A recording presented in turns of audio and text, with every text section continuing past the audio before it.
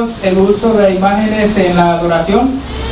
Este discurso será dictado por nuestro hermano José Sánchez de la Congregación Lengua de Señas Sur y le escuchamos, hermano, por favor.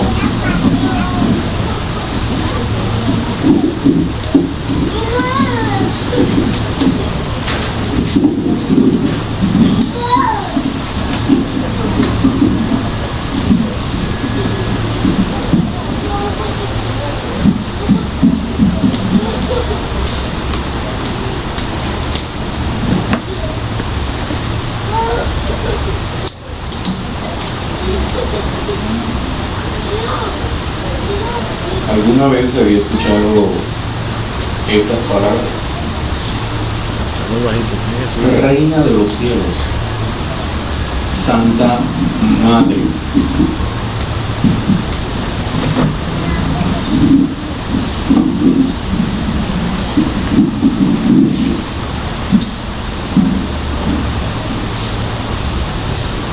dadora de la vida, ten misericordia de nosotros, intercede por mí. ¿Se imagina que se trata de alguna oración a María? Se puede que está equivocado, no se refiere a ella. Pues tampoco creo que haya escuchado ese tipo de oración, ya que se pronunció hace más de 3000 años y se dirigió en este caso a la imagen de Astoret, una deidad fenicia que tenía forma de mujer y a la cual los cananeos y las personas que vivían alrededor de las ciudades, reinos y naciones le rendían este tipo de culto o adoración. Pero nota la similitud que había en la adoración a las deidades del pasado con lo que vemos comúnmente hoy en día. Hay mucha similitud por la forma de adoración o el culto que la persona rinde a las imágenes. Es muy parecido, no ha cambiado en nada de lo que era anteriormente. Pero ya que estamos allí, preguntémonos: ¿aprueba Dios el uso de imágenes en la adoración? ¿Es nuestro corazón completo para con Jehová? ¿Estamos libres de cualquier forma de idolatría? Para tener claro estos conceptos tendríamos que entonces ir por partes, ir analizando algunas ideas generales para entonces tener una idea amplia de si aprueba Dios el uso de imágenes en la adoración. Para empezar, una imagen es una representación o semejanza de una persona o cosa, que podría ser un animal. Vamos a incluir a los animales, a las personas o cosas, ya sea un objeto de metal, de madera o de piedra. Bien, un ídolo que es diferente a una imagen. Entonces, una imagen es una representación o semejanza de algo o de alguien, pero un ídolo es diferente. Imagen, representación o símbolo real o imaginario a la cual se le rinde devoción fervorosa. Entonces la idolatría no es más que la veneración, el amor, culto o adoración que se rinde a un ídolo, y por lo general está relacionado con cosas animadas y animadas y suele ir acompañada de ceremonias o ritos, como llevarle flores, encenderle vela, arrodillarse, ponerse de pie. Y todo este tipo de expresiones que se hacen con el fin de rendirle culto a las imágenes. Pero ¿cómo es que una persona se hace idólatra? ¿Cómo es que alguien llega a convertirse en una persona adoradora de ídolos? A menos que lo hayamos recibido por tradición de nuestros padres. Mucho antes de eso, había personas que estaban dedicadas al culto de las deidades. No solamente me refiero aquí en Colombia, sino en todo el mundo entero. Las personas tienen una forma de adoración y casi siempre en ella va incluida adoración a las imágenes. Pero ya que estamos ahí, entonces respondamos a esa pregunta y dirijámonos a nuestras Biblias y veamos qué nos dice al respecto. ¿Cómo es que alguien se hace idólatra? Teniendo como base ya estos datos generales,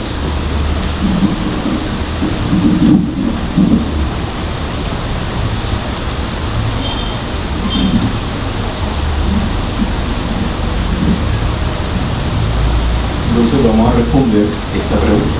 ¿Cómo es que alguien llega a hacerse un idólatra? Fíjense entonces a Génesis, el primer libro de la Biblia, y vamos a analizar un acontecimiento que sucedió allá en el jardín de Edén. Un relato bien conocido por todos, pero vamos a ver algunas cosas que quizás hayamos pasado por alto anteriormente. Entonces partimos de que una imagen es la representación de algo de algo. Jehová había creado a la primera pareja humana y los había instalado en un hermoso lugar llamado Edén. Y Jehová le dio el mandato de que no comieran de cierto árbol, que por cierto había colocado en medio del jardín. ¿Qué era ese árbol? No era más que una imagen, una representación de la soberanía de Jehová. Podía ser de cualquier fruto, pero Jehová escogió ese y lo colocó ahí en medio del jardín. Y dijo, hasta aquí llega el hombre y de esta manera es como yo ejerzo mi soberanía. Colocó una imagen, una representación. No era para idolatría, sencillamente simbolizaba el derecho que Dios tiene a gobernar. Pero ¿qué sucedió? Miren lo que dice el capítulo 3, el versículo 6. Por consiguiente, la mujer vio que el árbol era bueno para alimento y que a los ojos era algo que anhelaba. Sí, el árbol era algo deseable para contemplarlo, de modo que empezó a tomar de su fruto y a comerlo. Después dio de fe también a su esposa cuando él estuvo con ella y él empezó a comerlo. Bien, si se dan cuenta dónde está el acto idolátrico, no parece perceptible, ¿cierto? Lo recuerdo. Una imagen, ¿cuándo es que se convierte en un ídolo? Cuando es objeto de culto o veneración. ¿Qué fue lo que hizo ella? Leámoslo nuevamente. Cuando ella vio el árbol nuevamente, ya ella había visto el árbol anteriormente en muchas ocasiones, pero esta vez la cosa totalmente diferente. Dice, la mujer vio que el árbol era bueno para alimento y que a los ojos era algo que anhelaba. Sí, el árbol era deseable para contemplarlo. En ese momento aquel árbol adquirió una connotación idolátrica, se convirtió en un ídolo para aquella mujer. Y por ende su esposo entonces se unió a ella, se volvió. Cuando ambos desobedecieron a Dios, rechazaron su soberanía y decidieron para ellos mismos lo que era bueno y lo que era malo a instancias de Satanás. Entonces, en un principio, aquel árbol no significaba nada, sencillamente era una representación de cómo Jehová decía que debían hacerse las cosas.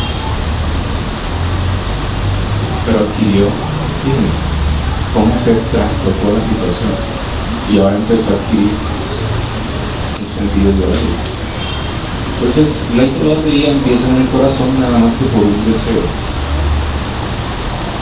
Sí, recuerden de que entre las obras de la carne, los deseos de la carne caída, está la idolatría. Entonces empezamos a desear cosas que no nos pertenecen y caen en la idolatría.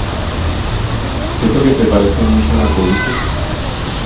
Y es de eso que se trata esa contemplación, de cómo llegamos a volvernos idólatras, porque era algo que no nos pertenece a nosotros. Hacer algo a alguien que no le pertenece. Bien, después que el hombre entra en desobediencia y por ende pierde su preciada relación con el Creador, entonces se extiende el pecado de la humanidad y a medida que todos se fueron esparciendo por la tierra, fueron con esos conceptos distorsionados de lo que era la adoración pura a Jehová. Ya no se estaba adorando a Jehová como el Dios único, como se hizo en el principio.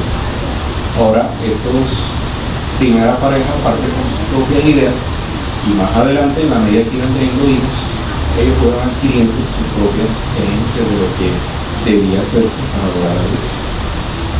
Hasta que surgió el culto a los ídolos. Pero ¿qué ha dicho Jehová con respecto a eso? Él ha dejado claro en su palabra lo que piensa sobre el uso de las imágenes. Y nada comparado con un símbolo, una imagen o un medio por el cual tengamos que acercarnos a él ha pasado por su mente, ni ha dado órdenes escritas o expresas de que tenga que hacerse así. Por ello dejó claro a su pueblo escogido lo que él pensaba de las imágenes, de la idolatría y de cómo quería él que se le adorara. Dirígamonos entonces a eso y repasemos juntos ese reto. Éxodo capítulo 20, versículos 4 y 5.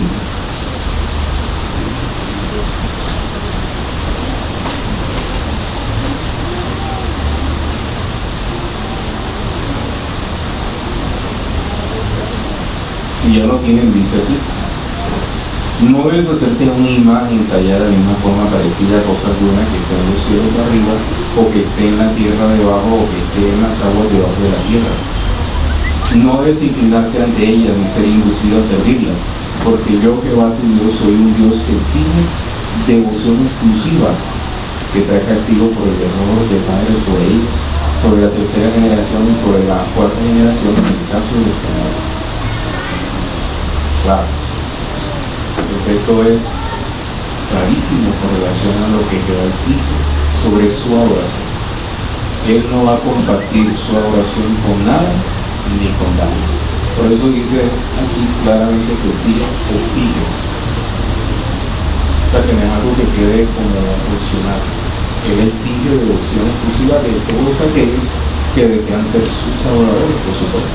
Que si una persona no desea adorar, tampoco le puede exigir que lo adoren. Pero de aquellos que sí desean rendirle devoción exclusiva, no se exige. Por eso es que debemos meditar seriamente en si nuestra adoración está libre de cualquier cosa que pudiera interferir en nuestra relación con Dios. Bien, entonces, ¿por qué será que Jehová odia tanto la idolatría? Quizá de pronto piense usted ahí mientras está sentado de que Él es un Dios invisible, o sea, que tiene un cuerpo espiritual y por eso no podemos coger una imagen, tallarla y decir que es Dios. Otros pensarán de que, como ya leímos en el texto bíblico, Él es un Dios que sigue devoción exclusiva. Todo eso es cierto. Pero ¿por qué será que odia la idolatría? ¿Por qué será que Jehová detesta tanto la idolatría? Un repaso por la historia del pueblo de Israel nos ayuda a ver entonces por qué es que Jehová cobró tanto odio. De por sí que ya había dado claras instrucciones sobre que había que adorarlo únicamente a él. Así que cuando iba a introducir a la nación de Israel a la tierra prometida, todavía fue más enfático y tajante al decirle la clase de vecinos a los que se iban a tocar y sobre las prácticas que debían haber. Entonces los cananeos adoraban un sinnúmero de deidades. La principal a la cual ellos le rendían adoración era Baal. Aunque Baal no era el dios más prominente de los cananeos, sí era uno de los favoritos, a los cuales se les rendía culto. Por eso era que en Canaán, debido a la ciudad, el lugar, el entorno geográfico, así le ponía el nombre a Baal. Por eso encontramos Baal-Perez, Baal-Dirá y una serie de nombres que se le otorgaban a esta deidad. Entonces Baal era el dios de los cananeos, que por cierto a él se le atribuía el poder de la fertilidad. Y algo que había dejado claro Jehová con relación a eso era de que había que exterminar a estas naciones y por ende a todos sus ídolos para que no se convirtieran en un brazo. Una de las características de estos ritos eran las orgías, muchas veces acompañadas de música estridente que se hacía allá en los lugares altos, en lo profundo de los bosques, con movimientos que simulaban las relaciones sexuales entre un hombre y una mujer. Comida en exceso, bebidas en exceso. Eso era lo que se hacía en el culto. Y eso fue precisamente lo que Jehová le dijo al pueblo de Israel. En el primer libro de los Reyes encontramos una clara advertencia. En el capítulo 14, el primero de los Reyes, el versículo 23 y 24.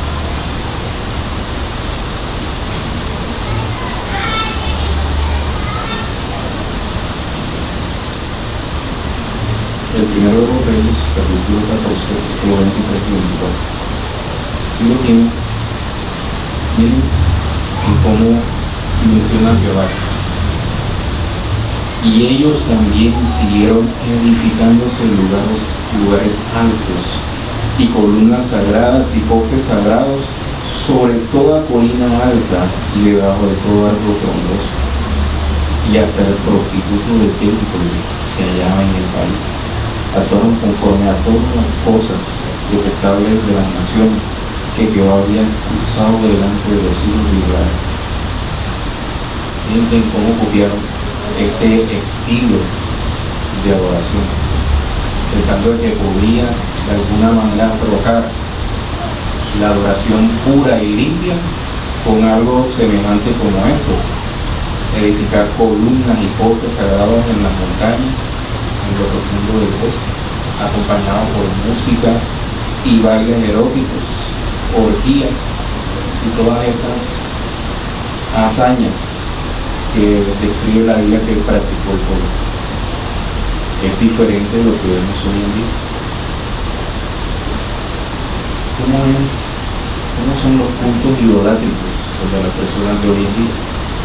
Cuando precisamente viene la época de las fiestas patronales, como le suelen llamar, en febrero, en julio, en diciembre. Y claro, dependiendo del espacio geográfico donde se encuentren o la región a la que pertenezcan, las personas tienen una deidad o un patrón, como le llaman, al cual le rinden adoración.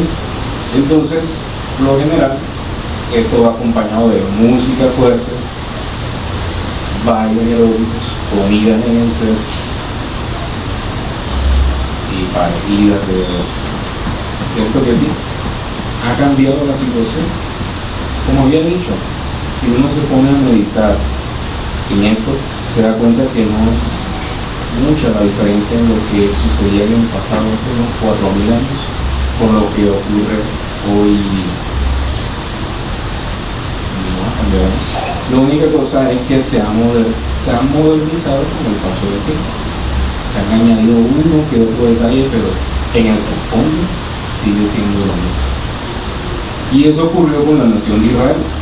Ellos se dejaron seducir por esto e incluso comenzaron a introducir un prostituto de templo, que no era más que un hombre o una mujer que se alquilaba para tener este tipo de encuentros sexuales, fuera hombre o mujer, y a veces incluían a animales. Bien, otra razón por la que Jehová detestaba el culto a los ídolos se encuentra aquí, en Ezequiel. Ahora cambiemos en nuestras Biblias al libro de Ezequiel, en el capítulo 23, el versículo 36 y 39.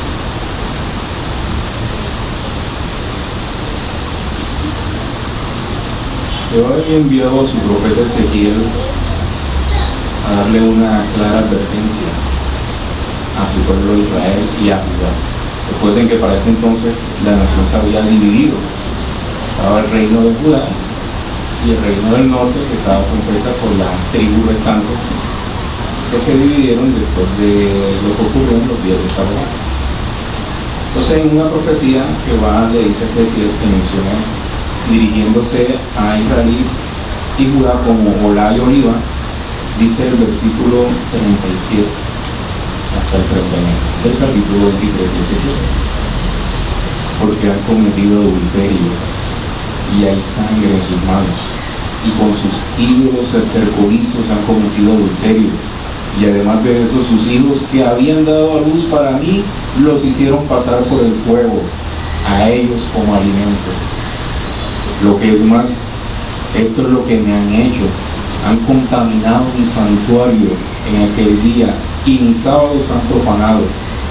Y cuando había degollado a sus hijos para sus ídolos estercolizos, hasta procedieron a entrar en mi santuario en aquel día para profanarme. Y mira, eso es lo que han hecho en medio de mi casa: el sacrificio de niños.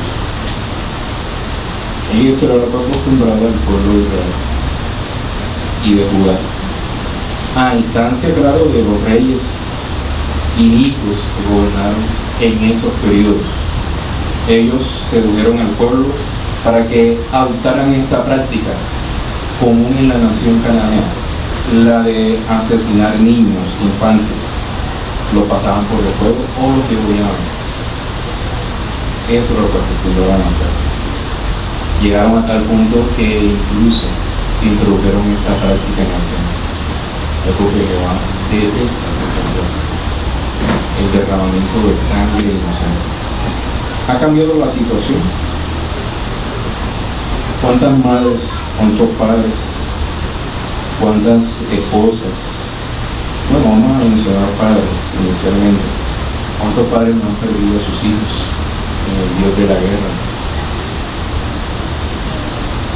Ya sea porque la guerra le ha cobrado sus vidas, o porque alistan a sus hijos para que vayan y peleen la guerra de este mundo. Están haciendo eso. Solo que ya no son infantes, ya no son bebés de 1 o 2 añitos recién nacidos. Ahora son jóvenes de 16, 17, 18 años que mandan a las filas para que peleen las guerras, y se está derramando buena sangre inocente con este Dios de la guerra. Pues todos esos jóvenes parten con la idea de que su nación es la mejor, de que su raza es la superior, y en base a eso han derramado mucha sangre inocente. Entonces ven que la situación ha cambiado. Y por último, esto que menciona 1 Corintios 10, capítulo 10, los versículos 19 y 20.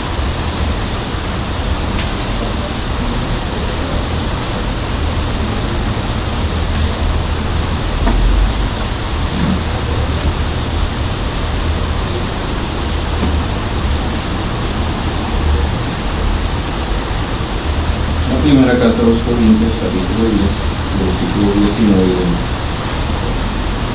No. Entonces, quiere decir que lo que se sacrifica a un ídolo es algo, o que un ídolo es algo. No. Pero digo que las cosas que las naciones sacrifican, a demonios las sacrifican y no a Dios. Y no quiero que ustedes se hagan partícipes con los demonios. Pablo dio clara advertencia sobre esto, que los demonios son los que están detrás de este tipo de prácticas idolátricas. Y en definitiva, las personas cuando adoran imágenes, ídolos, están rindiendo servicio sagrado a los demonios. Entonces, por estas cosas se deja claro de que Jehová odia y detesta la idolatría. Porque la nación de Israel se ve las consecuencias amargas por este tipo de práctica. Luego, a la congregación cristiana, Pablo tuvo que darle consejo y advertencia sobre el cuidado que debían tener con el uso de la idolatría. ¿Por qué? Porque su corazón pudiera tropezar debido al culto a los ídolos. ¿Cómo así? Bien, en Hechos, el capítulo 15, versículo 29,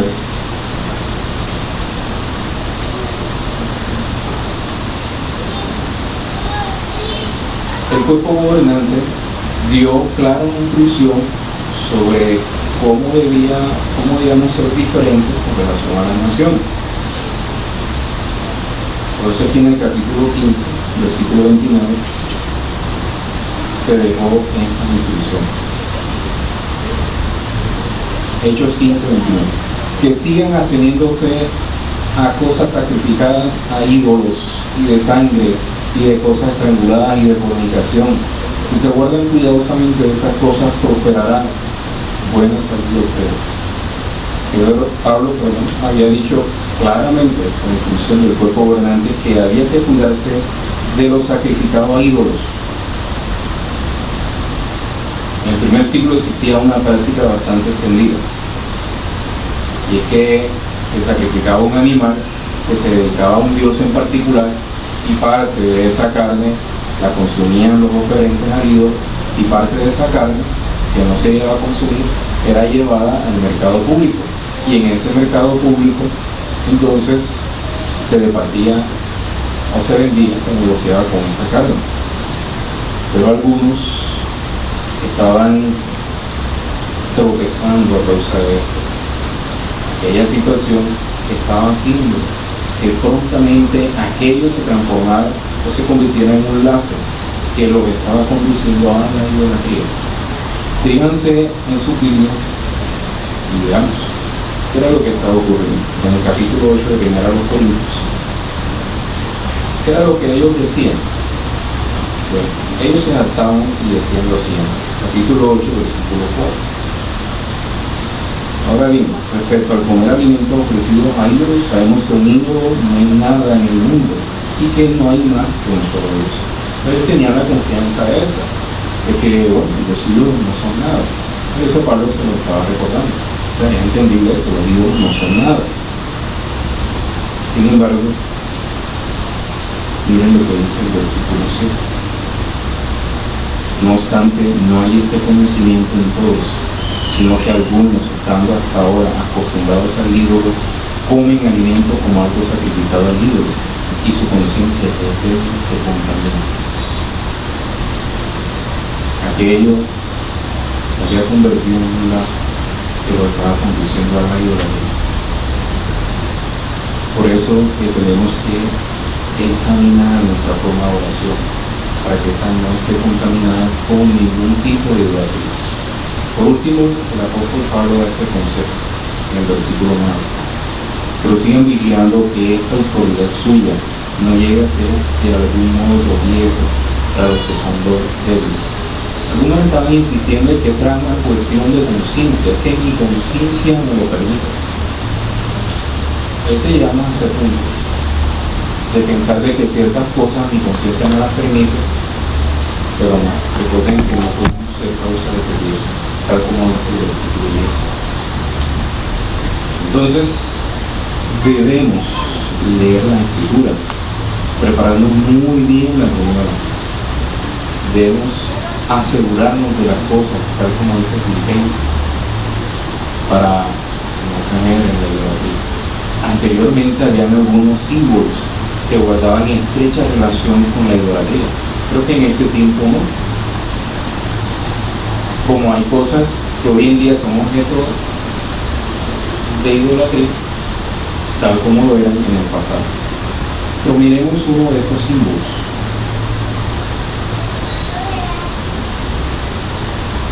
¿Qué es este símbolo? Sí pueden reconocerlo. ¿De qué se trata? El símbolo del corazón. Anteriormente, este símbolo tenía estrecha relación con la idolatría. Allá en el pasado no, pero hoy en día no. Pero hay una época en particular del año en la que adquiere connotaciones idolátricas. ¿Sí saben cuál es? No hace falta decirlo. 15. Tener este símbolo en la casa, muchos de nosotros lo tenemos. No hay nada malo, no estamos cometiendo un pecado. Pero recuerden que no podemos ser causa de tropiezo.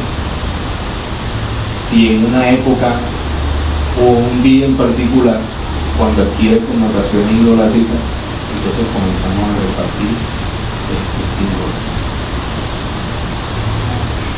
Recuerden, que nuestro corazón pudiera sentirse seducido, así como le estaba sucediendo a algunos cristianos del primer siglo por estar comiendo carne sacrificada a ídolos. Su corazón estaba tropezando y por ende estaban haciendo tropezar a sus hermanos. No queremos hacer eso. No estoy diciendo que tener un símbolo o una imagen de el corazón ahora se nos peca más. Sencillamente que en el pasado tenía estrecha relación con la idolatría, hoy no, pero debemos examinar, dar al tono con lo que está ocurriendo en este sistema de cosas, meditar profundamente en las escrituras para ver si ciertas cosas que tenemos en nuestra casa tengan alguna relación estrecha con la idolatría y pudiera estar perjudicando nuestra relación con Dios. A los cristianos se nos manda que huyamos de la idolatría. Y hoy en día existen formas modernas de la idolatría, como la codicia, como ver pornografía, esa es una forma de idolatría. El amor al dinero es una forma de idolatría.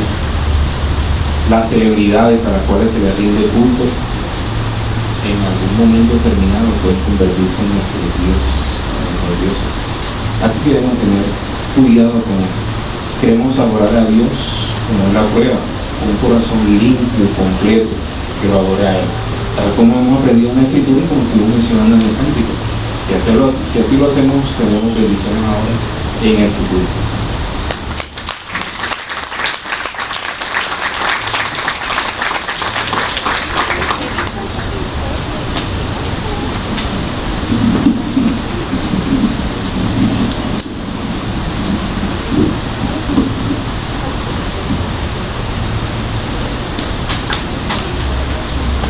Muy bien, hermano José Sánchez, por ayudarnos a aclararnos este punto. Aprueba Dios el uso de imágenes en la oración. Tenemos en cuenta sus consejos, ya que están basados en la Biblia, y pudimos diferenciar entre la oración pura y la falsa. Hermanos, los discursos como estos se presentarán siempre con un orador diferente y un tema a considerar muy diferente. Así que una vez más le agradecemos a nuestro hermano. Ahora a continuación, hermano, vamos a prepararnos para la siguiente reunión, que es el estudio de la atalaya, y esta está a cargo del hermano